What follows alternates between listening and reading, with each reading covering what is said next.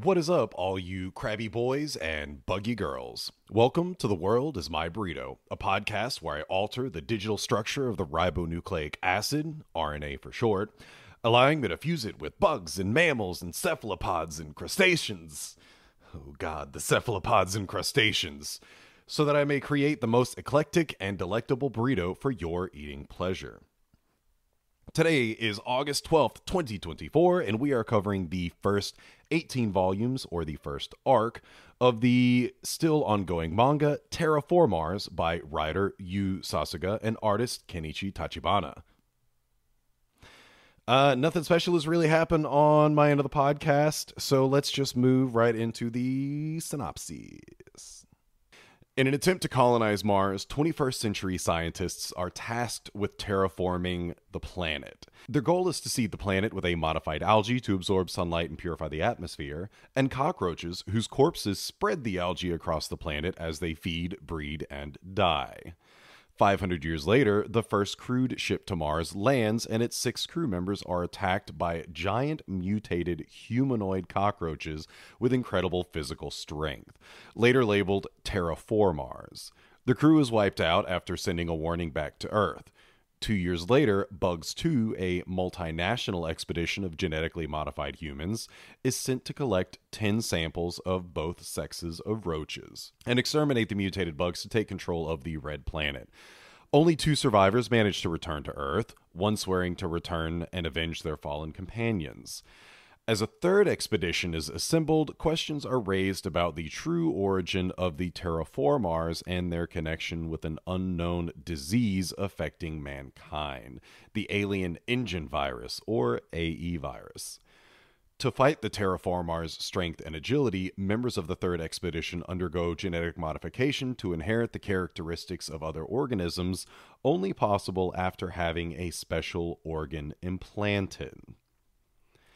Hot take, I do not like this anime or manga and would only recommend it if you really love having your action and drama constantly interrupted by everything. Literally everything. Volume 1 is great. Volume 2 is okay, but my first note of confusion about the storytelling is in Volume 3. And honestly, one of the reasons why this took so long to do, I had most of this written probably within, easily within the first 2 weeks of preparing for this episode. Like, it took about a week to watch everything and read everything. And, about another week to get most of this written. And then I was kind of slowly going back and trying to change things. This whole episode is really me just shitting on this. And the last probably week and change, between being busy, there was still time that I could have done this, but it's do I really want to release an episode where I am essentially just shitting on something the entire time? Yeah, it's been long enough. I really need to, because I know mentally I'm going to be hung up until I do this. The anime and the manga aside, I am still very interested in watching the live-action movie directed by Takashi Miike, because he can do no wrong. If you've ever seen his works before, it's one of those that it's either amazing or it's just done perfectly bad. Not even accidentally. It's he knows how to make something bad, and you just love it. Personal history and why I chose this topic. Well, it has Mars in the name, and it's popular. And I started the anime years ago, so I figured, why not? And then learned, why not? Originally, and I had to check because I knew that I had started the anime years ago and stopped it pretty quickly. And so when I get back into it, it's man, I wonder how far I got. I got halfway through the second episode before quitting, because I was just this is terrible. And now, years later, and when I started this, I think it was fresh. I think it was a brand new anime. So years later, it's man, was it really that bad? Yeah, it really was. I see why I quit halfway through the second episode. But for this preparation, I watched all of season 1 of the anime on Crunchyroll before going to the manga. There is a season 2 out there, but Crunchy doesn't have it. and I didn't feel like sailing the seas after how god-awful the first 13 episodes were. There's not a whole lot of ingredients. Let's move on with the creator history. We only know that Yu, the writer, was born in 1988. Good year. Terraformars is the only thing to his name, and it is crazy how little info there is on him. Meanwhile, Tachibana, the artist, born sometime in 1977, has 2 Manga Grand Prix awards and an honorable mention.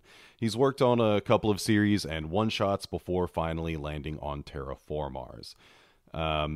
I could have said more, but the first award was for a doujin, so it seemed like stopping there was probably the best decision before giving a bunch of recommendations. Manga history.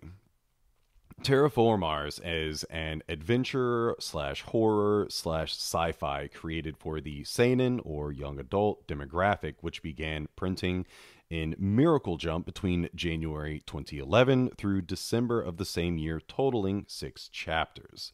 Afterwards, it moved to Weekly Young Jump and ran pretty strong through March 2017 when Yu came down with an illness.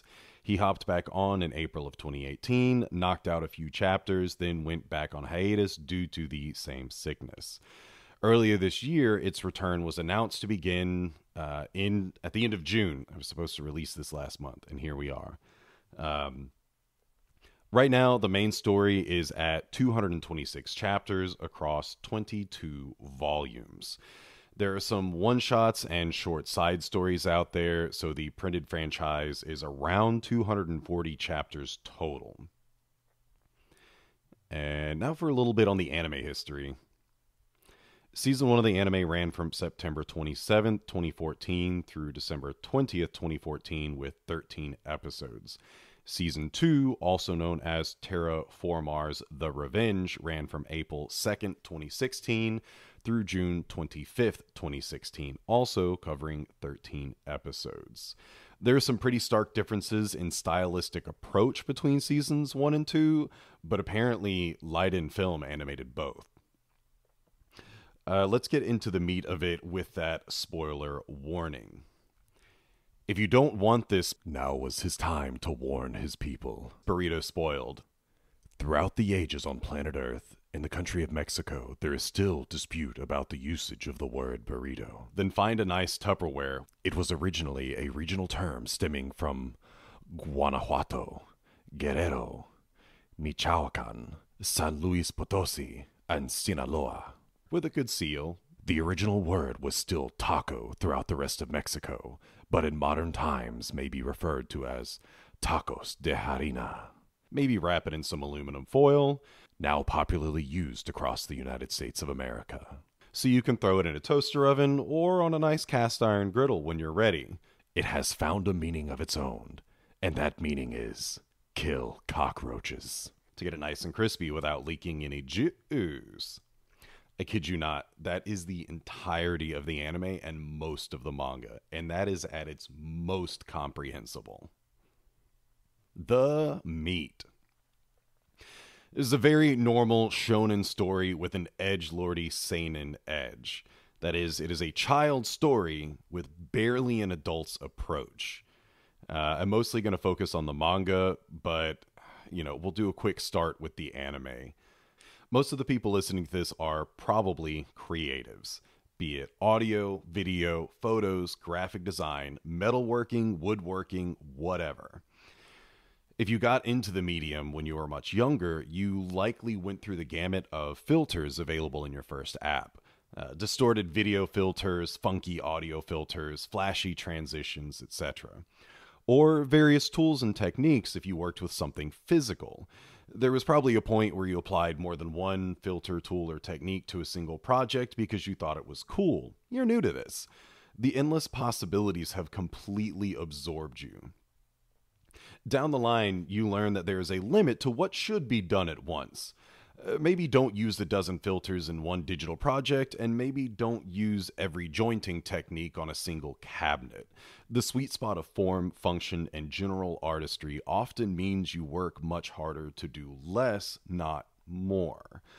Like the best of the photos that I've ever photoshopped look the least edited. The photos I have that have the most photoshopping done to them are the ones that look the least edited. So if you look at my stuff, you'll see I like to do a lot of wild stuff. That's easy. It's when you have to bring something, like repair something back into realism, or fix something with skin tones or lighting or makeup or something. That's where it requires the real effort, and that's the stuff that you're not supposed to notice. So yeah, I can put tons and tons and tons of effort into something that just comes out looking beautiful but extremely normal. The anime straight up abuses the free filters in whatever video software they were using. It's actually kind of an insult to say that an animation studio worked on this. It's an insult to like the artistry of anime. It is not used sparingly or selectively. It's wild with filters, hard cuts, audio crossing from scene to scene to the point where you don't even know who's talking anymore. People will be in the middle of a fight, hard cut to a few seconds of backstory, hard cut back to the fight. It honestly feels like a 14-year-old's first project. And this came after the manga. This is where I'll leave the anime, but you'll see a theme when I break down the manga. So first of all, I want to talk about the stakes. In general, the stakes are always so high. But it quickly reaches this point where the stakes are so high that high stakes are the low bar, so being high is just what it is. This is listed as a horror, and there is a lot of deception, but you always know that either something bad is about to happen if things are going well, or something good is about to happen if they're going bad. And you may be thinking to yourself, Corey, that's how storytelling works. And you'd be mostly right. But this is like the original G.I. Joe cartoon, giving you whiplash with all the good and bad occurring page by page. Many of the resolutions are very uninspired. Then every so often you'll get one that's just like out of left field. Alternatively, when bad things happen, they're never that bad and end in a very immediate resolution, or they just kill off characters we don't know about or barely care about, leaving no impact. Now, Jose and Shaggy, you may also be saying, but Corey, the stakes in JoJo's Bizarre Adventure are identical in that there is always a quick resolution. And you'd mostly be right. Except the whole show is quintessentially so dumb yet extreme that you're always looking forward to whatever bullshit Araki pulls out of his ass. And it's always some wild thing that you could never have imagined. Whereas Terraformars is always more medicine. And JoJo's does this thing where everything is given a chance to breathe. Terraformars is just, oh, it's bad. Oh, it's good. Oh, it's bad. Oh, it's worse. Oh, it's fine. Just page after page. I'm also deducting JoJo points because no male with the physique of a Roman god ever wears a thong with a dick flap. If you know, you know. The medicine is the next point.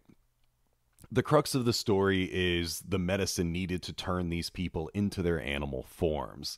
But right off the bat, these roaches invade the Annex 1, the ship that everyone's on, make a beeline for the cargo hold, then destroy their vast supply of transformation medicine, leaving only the backup. This is volume 3. And yet not only do these 100 passengers have plenty of medicine remaining, they have shitloads. Plenty of people use multiple at once or pass multiple needles to someone who runs out. At no point in time is there ever a lack of medicine. The organ transplant.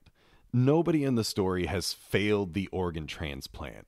There is so much dialogue about how difficult it is, but in the 18 volumes I read, there's never a failure. We're only shown successes. In the beginning, we're given the trio of friends, Alex, Marcos, and Sheila. So much focus is put on them and the 36% pass rate.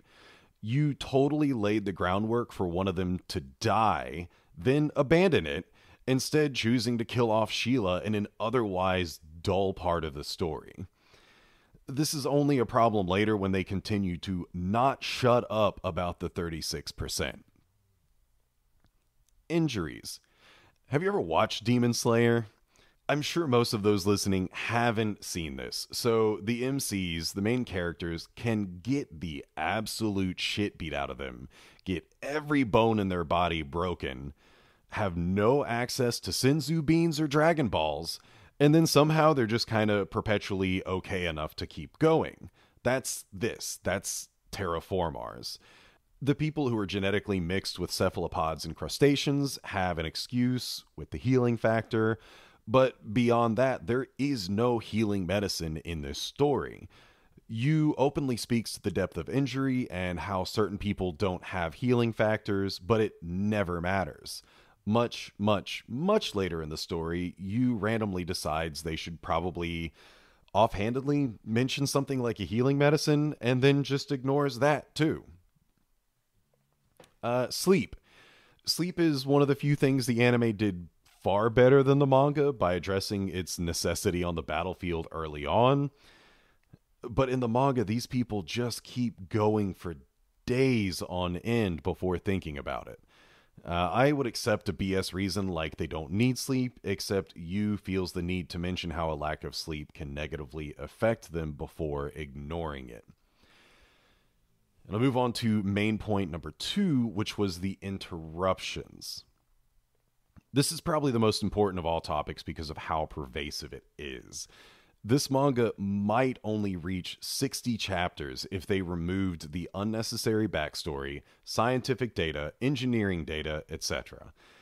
And I don't have any inherent problem with any of those things. The problem is when that hard data constantly fills up pages to make up for what isn't there, like any character or story depth.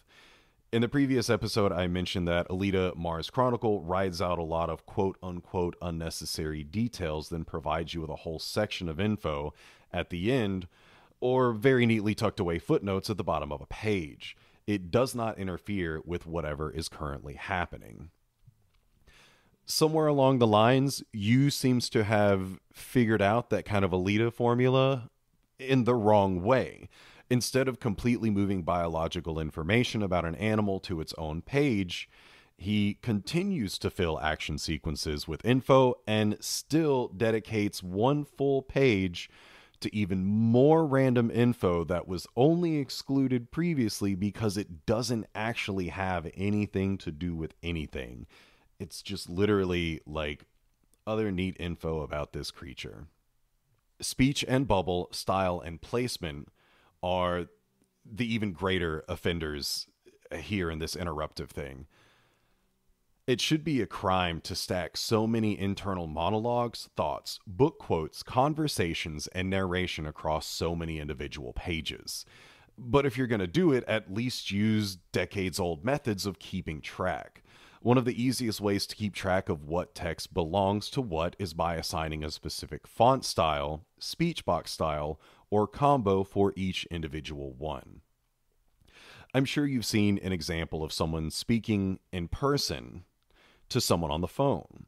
The first person text box is round with regular font, while the phone text box is square, maybe has little electric flourishes on a corner or two with italic font. And while this manga does that, it's like each page is on some kind of randomizer. There was one point where a very noticeable font was chosen to indicate narration on one page, but on the next it was internal dialogue. And I'm confident this happened a few times, but had been attributing previous offenses to Japanese quirks. If you've read enough or watched enough stuff, the Japanese have like quirky ways of kind of doing really weird dialogue sometimes. But now, like I said, I'm pretty certain this was just like terrible choice of font and speech box, where like it truly was someone saying something, a totally different person saying a totally different thing on the next page, but it looked identical to someone speaking on the previous page. Main point 3, the timing. The timing of everything is usually terrible. The first thing that stood out to me is Liu's backstory after he dies. It combines his tragic childhood upbringing with his adult motivations. All we learn in the end is the guy who was a traitor to the cause was also a traitor to the treacherous cause. And all of this after the guy's dead. That's not depth, that's the oily film on top of your morning coffee. There's supposed to be a huge reveal nearing the very end of the Mars story that Joe, the number one strongest dude in the entire bunch, who missed most of the story, actually put the roaches inside the annex in the beginning of the story. Which does not matter. It does not affect anything.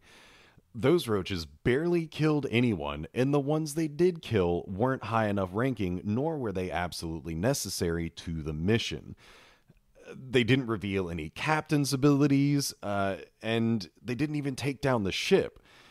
The overwhelming number of roaches that attacked the ship upon entering the atmosphere happened without Joe's interference. The crash and events afterwards were always going to happen. On top of that, he was never actively doing anything underhanded. His first secretive action had no real impact, and then suddenly he turns on the very people he was fighting alongside for a couple of chapters. It tells us after the fact that Joe is an asshole, then gives the backstory iterating Joe has always been an asshole, which we already know. It tells us that his team were basically clones or something, which doesn't matter because we never meet them or his team until so late in the story. He kills a few captains, but fails in the end. And this does kind of go on into the second part. I'm sure it does not matter. If you want to create a good villain, at least have them doing something all the time.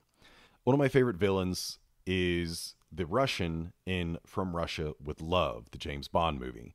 He's always foiling Bond's plans from afar, posing as a friend, posing as another agent, and only meets Bond in person at the end.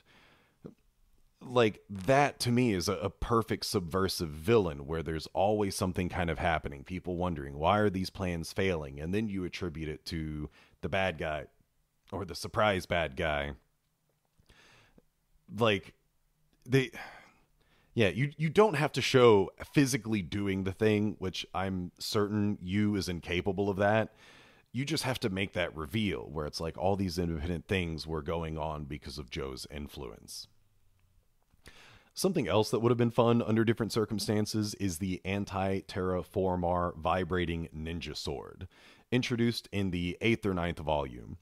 It is the wildest weapon that comes out of nowhere. Then afterwards, we get a flashback about its storage on the ship, and an unnecessary explanation of its abilities. Like, this is yet another great example of something that could have been hinted at in volume 2 or 3, then rewarded in volume 8. It's like Chekhov using the gun before introducing it. That's not how it works. So that's kind of it for the main points. I have, like another entire section of things I didn't like, but stuff that I didn't like that wasn't yet organized into like chunks. But I'll give you kind of an example of the storytelling and just how awful it becomes, and it really does become worse and worse as this continues. So there are two characters in a car, male and female. The guy's asking the girl about dinner. She rejects him and brings up the time they went to a batting range, which somehow led to her hearing about an NFL scout who went to Saitama, Japan, and found a beast of a kid who was scouted for a shitload of money. He turned it down and volunteered for Ichi Security, which is the Earth defense force against roaches. Then she goes into describing the Earth ranking system and how the scouted kid isn't related to Joe. We get about 2 pages of a break, then have to learn about the engineering of Tokyo Tower, the makeup of a microwave pulse bomb, more Tokyo Tower facts, the history of the god of silkworms, to a combo of history of Annex 1 and Where Are They Now, including the people who we just learned where they were in this volume with previous information. This all takes 37 pages, and only 5 have nothing to do with information. And the thing that I didn't tell you is throughout like all of this, there's someone trying to bomb Tokyo Tower, and they're trying to show this guy being the one that joined the security force. So and that's like the 5 pages. They're interrupting all of what this guy's doing just to tell you about the god of silkworms. And inevitably, like, one of the things that is done so frequently, and I think I hated it this so much, was there would be this long monologue, and they'll be like, we only have one purpose: to kill cockroaches. And that was in here too, and it's like, why are we doing this again? I think the other thing is, I'm a little offended that there are like separate stories to this. Like, I do not think Yu is a good writer. I think he's terrible at like actual storytelling. It's not something I'm ever going to look any further into. I read some, comments online where people were saying how Yu clearly had all of this stuff planned from the beginning, which honestly makes him an even worse writer if he has to wait till the end of something to tell you about things that happened at the beginning for characters that would never seemingly do that thing. And then you have to just like come up with this lore. It feels like it is constantly fighting itself over what is real and what is fake. The manga, as for likes, I can say that the manga has pretty drawings when we get them. The anime does not. I cannot in good conscience say that the anime looks good. And it's not to say that the art is terrible, it's that the art is never on the screen long enough for you to give a shit. Like, you could pull singular stills, but at any given time, you're talking about like seconds, just seconds of something that's really cool, interrupted by characters who are just talking or like cutting back to earth or something. So I can't even say that I like the animation. Yeah, a lot of shitting on this one. Resource material for this was the Terraformars wiki. Crunchyroll had an article about the official return announcement. No Wikipedia because it was absolutely useless this time around. And I had considered looking a little bit more into Yu. He's done interviews and stuff. They're not like super blatantly obvious to find, especially for something like the Terraformars wiki links nothing this guy's ever said or done. But I hated this. It is so bad. Go watch JoJo's Bizarre Adventure. Like, if you want something that's going to interrupt itself, at least that's entertaining, and it's stupid, and it's marvelous storytelling. Moving on Nacho business. Some of the other stuff that's kept me from this, finally getting back into some photo work. I'm about to hit, September is going to be busy as hell because I have a bunch of conventions to shoot and should have some Halloween stuff going on. One of the things that I finally got into after 3 years was Pokemon Unite, the Pokemon MOBA for the Switch and mobile. I just gotten a bug to start watching League of Legends professional matches again.